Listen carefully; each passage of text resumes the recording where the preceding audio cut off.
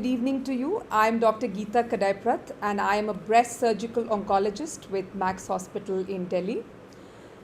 In the current times, with the advancement in all aspects of care, it is unusual to not have a diagnosis at the end of a workup. The same holds true for breast cancer, where triple assessment should be the norm. And why not?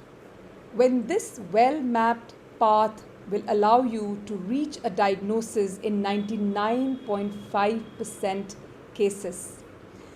So whenever the steps of triple assessment are bypassed, it can make decision making in terms of treatment that much more difficult and sometimes suboptimal.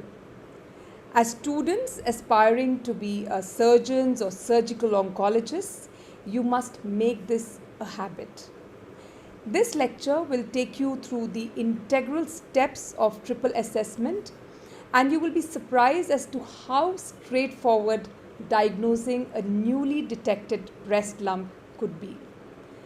So at Conceptual Surgery, we aim to impart hygiene in thought and also in practice.